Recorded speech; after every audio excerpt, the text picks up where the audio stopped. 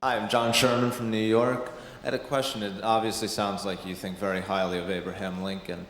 In light of the news this year with President Clinton, do you think the presidential office is still as sacred, and does it compare to what Lincoln did while he was in office? You obviously think a lot of Abraham Lincoln. What do you think of the presidency now? The presidency will survive almost anything.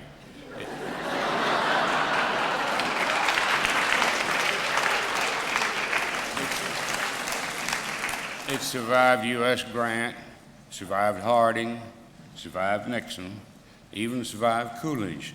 So don't worry about the office crumpling under any kind of thing. All it takes is a really good man to come along, as Abraham Lincoln did, for instance, or Franklin Roosevelt. And everything will be bright, shiny new again.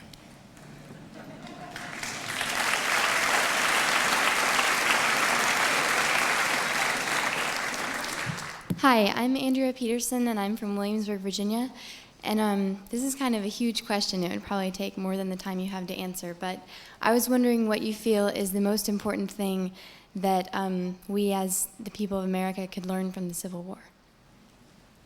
What do you think is the most important thing the people of America can learn? The important thing they'd have to learn is something people do not learn. We think we are an infinitely superior people. Of all the people on the face of the earth, surely the Americans are the superior people, we think. If we were anything like as superior as we claim to be, we'd never fought that war. The whole nation was founded on the principle of compromise. Came time to really test our compromise, and we killed each other by the hundreds of thousands. And that would be the lesson we could learn if it were learnable. It really doesn't seem to be. I think I can safely say we're not going to have another civil war, but we do continue to get in wars of all kinds that perhaps could be avoided. I'm glad that some of them were not avoided. My war was the Second World War. I was in Patton's army. He was not the hero to us that he is to many of you, but that's as it may be. And that war, we believed in what our nation was engaged in doing, stopping Hitler. He was a gift out of heaven if what you want is patriotism in a war. But it's now being called the good war. We didn't call it. We didn't call it that. We called it this damn war.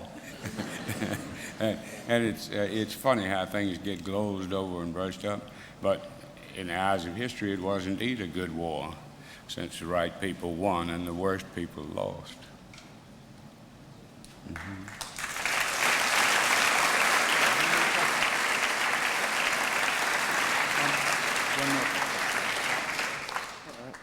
Hello, sir. You mentioned, Lincoln and FDR as being really great presidents. And I was just wondering, both of them, led this country through some really dark periods. Are you a firm believer that history makes men? I mean, do you think any president during a time of peace, just like a maintainer of the country, could they ever live up to their level? That is a thing that has interested people forever. Does the man make the times, or does times make the man? I'm convinced that it's both of them. You could not turn, say, Calvin Coolidge into Franklin Roosevelt. But if Coolidge had faced some particularly difficult problems, he might have been remembered as a much better president than he is remembered as. I'm inclined to think that there's a good deal in the luck of the draw about what's going on while a man is president. Going way back from president, if it hadn't been for the Civil War, U.S. Grant would have been working in his daddy's tanning shop in Illinois. If it hadn't been for the Civil War, Bedford Forrest would have continued to be an alderman in the city of Memphis. So that great events do seem to raise up great men, but it'd be very hard to say which gets the most credit, the man who seized the opportunity and made the most of it, or the opportunity that seized the man and made the most of him. That's not a question I think we really can answer. It's an interesting speculation, though. Go ahead. My name's Chris Canackery. I'm from Burke, Virginia. I was wondering, do you still consider Lincoln a good president, even though he trampled upon civil liberties and well exceeded his power as president and acted almost like a tyrant in the events immediately preceding and into the Civil War? You still consider Lincoln a good president, even though he trampled on some civil liberties? He trampled on many civil liberties. He is, without a question, I don't know anybody who differs with me on this, the very greatest of our presidents. I'm firmly convinced of that. It's true that he faced the greatest trial and therefore made the greatest glory by being able to handle it. But he was more than that. Lincoln is an almost unbelievable creature. He is a very strange man in many ways. He had qualities to him that ordinary mortals don't have. He could stand outside himself, look at himself, and analyze himself. This is very strange. He's a man who, before there were any publicists, he's already 6'4", so he puts another 6 or 8 inches on top of his head with a hat. He doesn't wear an overcoat because it would look kind of crazy. He puts a shawl around his shoulders. He's supposed to have written his speeches on the back of envelopes, which isn't true, but got to be known was. For diversion, he went into the public by going to the theater. That was his favorite diversion, where he could see and be seen.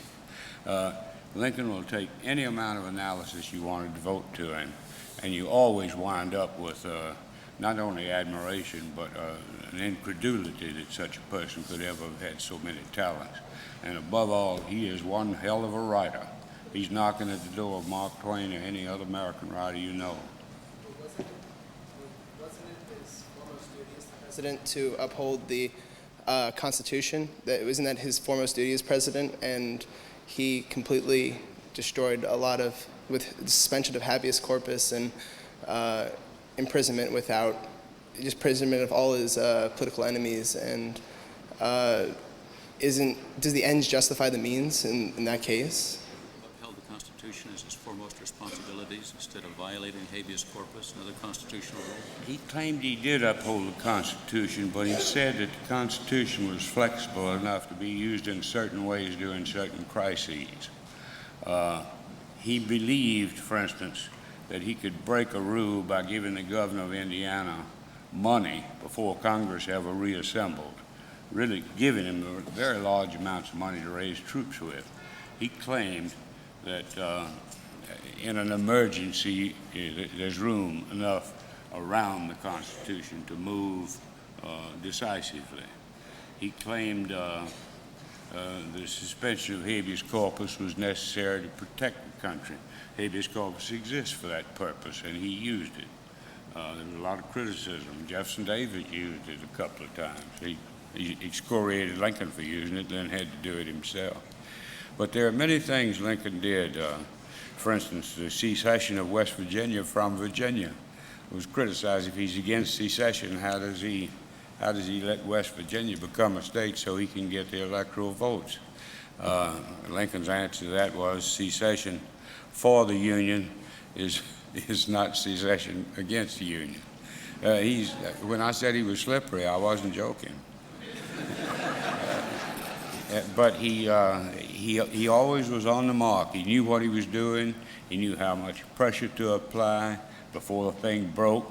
He had to deal with abolitionists on this side, pro-slavery people on that side. In his home state of Illinois, they passed a law immediately after the Emancipation Proclamation that no black man could cross the borders of Illinois. He had these people to deal with, and these people who were screaming he's not doing enough on the other hand, and he had to play them against each other and take all the licks in the middle from both of them at times. And for him to be able to function with all that is almost incredible. A clue as to how hard it was. Lincoln's one of the most photographed presidents we ever had. There are perhaps 30 photographs of Lincoln. And you watch him. He ages at about the rate of 2 or 3 years every 6 months. Those photographs move all the way from practically a young man, and mind you, he was one of our younger presidents, to a man who looks 10 years older than his actual age by the time he goes out of office.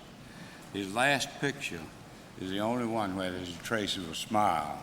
He's gotten the news of Appomattox, and the last picture was taken right after he got that news, and there's just a trace of a smile on his face. And it's hard the camera, you had to hold absolutely still for about 10 or 12 seconds. You had a clamp on the back of your head most of the time. That's the reason those men look so stern and even old.